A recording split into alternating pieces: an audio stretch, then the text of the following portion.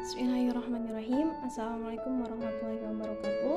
Saya Liswa Azharatul Jannah. Saya akan menjelaskan pengertian strategi pembelajaran afektif. Strategi pembelajaran afektif ialah suatu teknik dan metode mengajar seorang guru dalam proses pembelajaran agar siswa-siswinya itu mampu menyerap, mengaplikasikan, dan mengamalkan ilmu dan materi pembelajaran yang mencakup watak perilaku seperti perasaan, minat, sikap, emosi, dan nilai. Strategi pembelajaran yang mampu membentuk sikap peserta didik melalui proses pembelajaran. Ditinjau dari segi nama harfiah, strategi ini menekankan pada aspek afektif, bukan kognitif ataupun psikomotor. Hal ini bukan berarti strategi ini lepas sama sekali dengan aspek kognitif maupun psikomotor, namun komposisinya lebih dominan afektif, berbeda dengan kognitif. Jika afektif adalah sikap mental, emosional, maka kognitif adalah pemikiran intelektual. Jika kognisi membutuhkan suatu disiplin mata pelajaran tertentu yang berdiri sendiri, pembelajaran afektif untuk membentuk sikap peserta didik tidak bisa dibebankan hanya satu mata pelajaran tertentu saja. Strategi pembelajaran dapat diartikan sebagai perencanaan yang berisi tentang rangkaian kegiatan yang didesain untuk mencapai tujuan pendidikan tertentu. Adapun menurut Kemp menjelaskan bahwa strategi pembelajaran adalah suatu kegiatan pembelajaran yang harus dikerjakan guru dan siswa agar tujuan pembelajaran dapat dicapai secara efektif dan efisien. Dan menurut Hick and Carrett mengartikan strategi pembelajaran adalah suatu materi dan prosedur pembelajaran yang digunakan secara bersama-sama untuk menimbulkan hasil belajar pada siswa. Dengan demikian, jelas bahwa strategi pembelajaran efektif adalah strategi pembelajaran pembentukan sikap, moral, atau karakter peserta didik melalui semua mata pelajaran.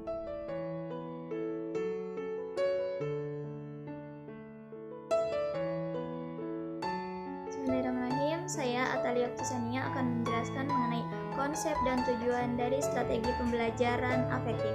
Strategi pembelajaran afektif adalah strategi yang bukan hanya bertujuan untuk pendidikan kognitif saja, melainkan juga bertujuan untuk mencapai dimensi lainnya, seperti sikap dan kemampuan keterampilan afektif yang berhubungan dengan sesuatu yang sulit dicapai karena menyangkut kesadaran dari dalam diri seseorang, sehingga itu sulit untuk dicapai, namun tidak mungkin tidak bisa. Karena segala sesuatu jika bersungguh-sungguh pasti akan bisa tercapai. Afeksi juga dapat muncul dalam kegiatan behavioral yang diakibatkan dari kegiatan proses pembelajaran yang dilakukan oleh guru di sekolah. Kemampuan aspek afektif berhubungan dengan minat dan sikap yang dapat berupa tanggung jawab, kerjasama, disiplin, komitmen, jujur, kemampuan mengendalikan diri, serta menghargai pendapat orang lain. Semua kemampuan ini harus dicapai dan menjadi bagian dari tujuan pendidikan di sekolah yang akan dicapai melalui kegiatan dan pembelajaran yang tepat. Dalam pengertian lain disebutkan bahwa ranah afektif sangat mempengaruhi perasaan dan emosi. Pengertian aspek afektif ini berarti seseorang dapat dilihat atau seorang anak dapat dilihat perkembangannya dari bagaimana perkembangan yang dilakukannya, bukan dari apa yang dirasakannya. Aspek afektif yang penting diketahui dari sikap dan minat peserta didik melalui 5 jenjang. Aspek afektif yang penting diketahui adalah sikap dan minat peserta didik melalui 5 jenjang. Yang pertama itu menerima, menjawab, menilai, organisasi, dan karakteristik dengan suatu nilai. Masalah afektif yang bersifat kejiwaan yang berada di dalam diri manusia sulit dibaca atau diukur, namun mampu dikaji, dibaca atau diramal sesuai melalui jumlah indikatornya. Karenanya, pembelajaran efektif pun hendaknya memanfaatkan media indikator untuk dapat menembus hati nurani dan perasaan anak, dan guru harus telaten serta ulet karena untuk mampu membuka tabir diri anak dan membina keseluruhan kejiwaannya, kita harus menggunakan aneka teknik dan metode. Dalam membaca potret diri seorang anak, banyak orang khawatir kalau apa yang ditampakkan atau terbaca dari seorang anak itu tidak sesuai dengan keadaan yang sebenarnya. Hal ini bisa saja terjadi, bahkan justru merupakan sifat afektif bahwa apa yang hari ini dianggap baik atau benar oleh kita pada kesempatan atau kondisi lain bisa jadi menjadi tidak benar atau berubah. Karena itu, perlunya membaca aneka indikator yang ditampilkan anak. Demikian halnya dan dalam membinanya.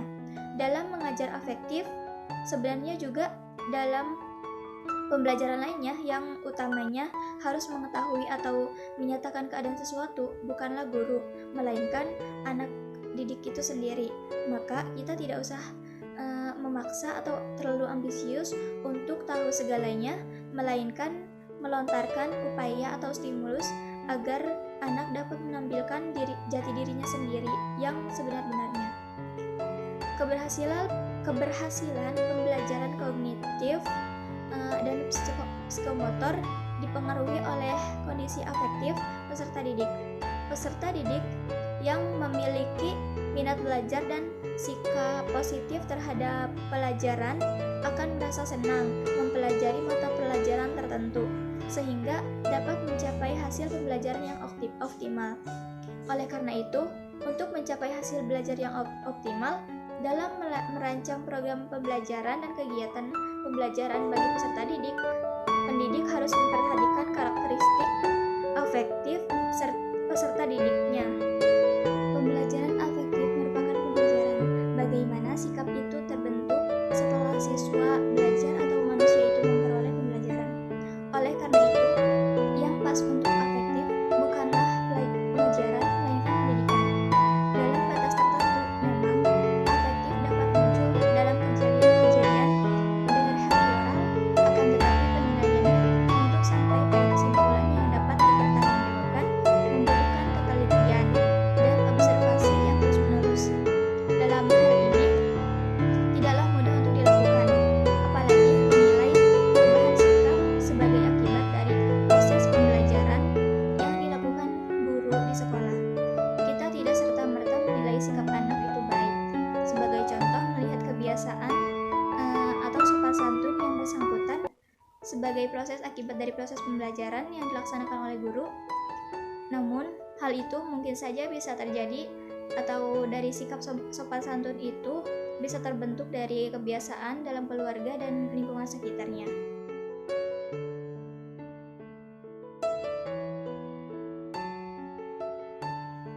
Baik, selanjutnya yaitu saya akan menyampaikan materi yang terakhir mengenai model-model strategi pembelajaran afektif.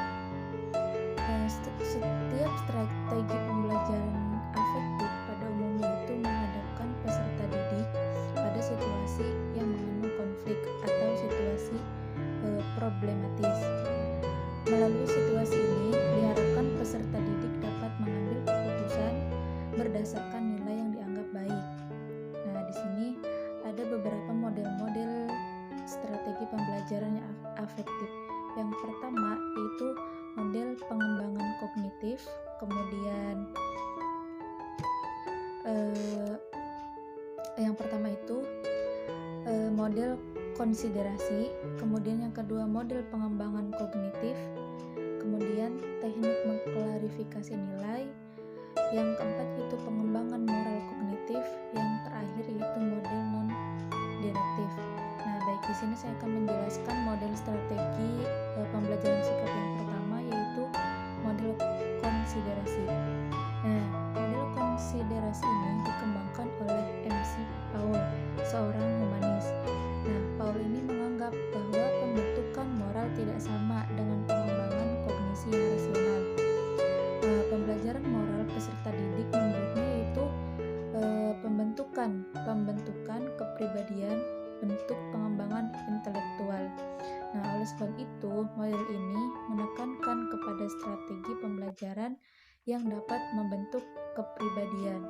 Kemudian lanjut ke model strategi pengembangan afektif yang kedua, yaitu model pengembangan kognitif, yang dimana model pengembangan ini dikembangkan oleh Laurence Kohlberg, yang dimana Laurence Kohlberg ini mengambil pengertian dari Johann Dewey, yang dimana Johann Dewey ini berpendapat bahwa perkembangan manusia terjadi sebagai proses dari restrukturisasi kognitif yang berlangsung secara berangsur-angsur menurut urutan tertentu. Kemudian model strategi pembelajaran afektif yang ketiga, yaitu teknik mengklarifikasi nilai.